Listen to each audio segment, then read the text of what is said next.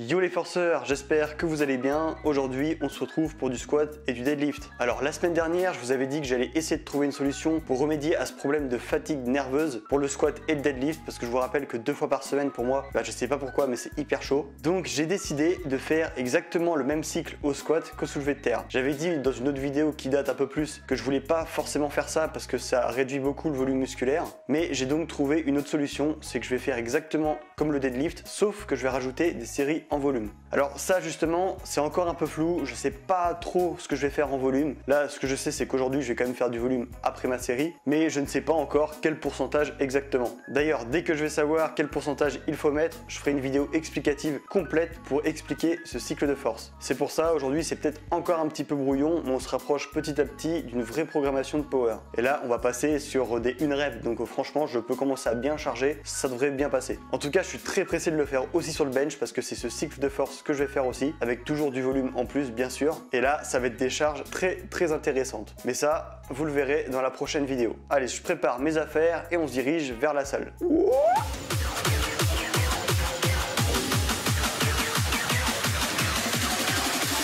Now to strike.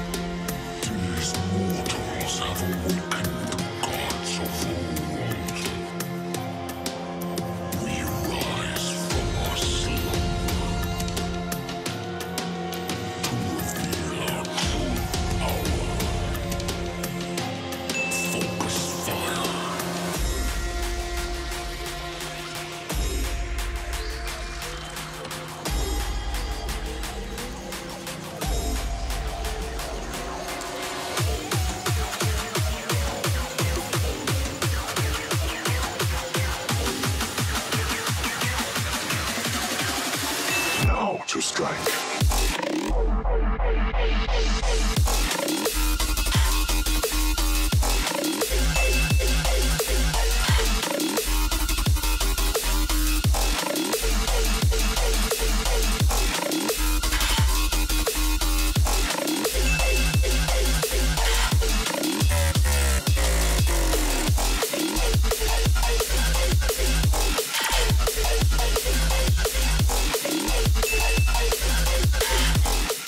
Bon, vous avez vu, finalement j'ai mis 140 kg au squat. Je me suis dit que c'était totalement con de mettre 135 alors que je faisais 132,5 en série de 5. Donc là, une série de 1, honnêtement, faut mettre beaucoup plus, et 140, je pense que c'était le bon poids. J'avais quand même une bonne petite marge, je pense que je pouvais en caler au moins 3 facile, et au moins je sais que la deuxième séance de la semaine, je devrais l'encaisser. Alors après, j'ai fait un petit peu de volume à 110 kg, j'ai mis 110 kg, mais honnêtement, j'ai même pas calculé les pourcentages, je l'ai fait au ressenti. Je pense que j'ai bien fait de mettre au moins 110, pas moins, parce que c'était quand même vraiment très simple. J'ai fait 6 reps et il va falloir que je monte jusqu'à 10 pour ensuite mettre 115. Là, le but, c'est pas de forcer comme un bourrin et d'être hyper juste. Il faut quand même qu'il y ait une bonne petite marge, et il faut pas se cramer tout simplement parce qu'il y a ça à faire 2 fois encore toutes les semaines. Donc, il faut que ce soit relativement léger, pas trop non plus, mais il faut avoir une bonne marge à la fin. Sinon, c'est sûr, tu vas te cramer nerveusement comme je faisais les séances précédentes. Alors, je voulais aussi revenir sur un détail. On me le dit souvent en commentaire. Je ne descends pas assez au squat, je ne casse pas la parallèle. Du coup, c'est pas validé en compétition. Donc oui, probablement qu'il n'est pas valide en compétition. Par contre, j'ai déjà vachement rectifié mon squat parce qu'avant je descendais pas du tout assez, je faisais des quarts de squat, et là ça fait quelques mois que j'ai essayé déjà de redescendre encore plus que ça, et impossible, je me cassais soit la gueule ou soit j'avais mal au genou. Donc je me suis dit tant pis, je fais pas dans les règles, mais au moins je me fais pas mal, et la descente est quand même relativement potable. Moi je trouve que ça fait un bon squat body. Après bien sûr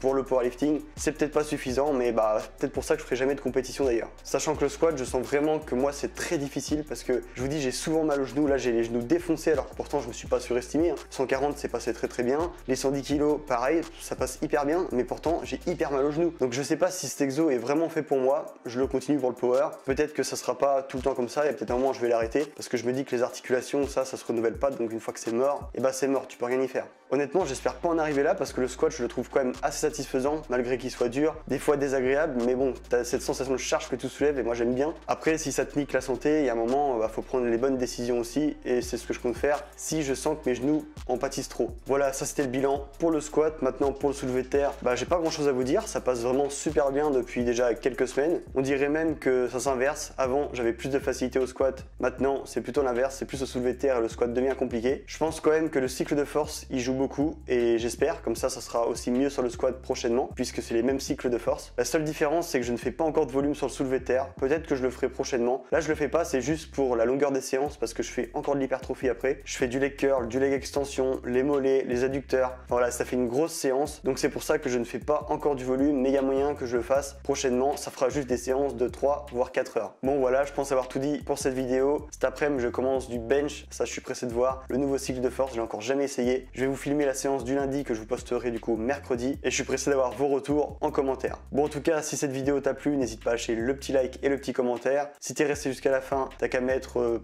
avion sans aile, voilà. Tu mets ça, comme ça je sais que t'es resté jusqu'à la fin, et nous on se dit à mercredi prochain. I don't ever slow up, no I don't take sh I got no love for the fakeness. If you wanna play tough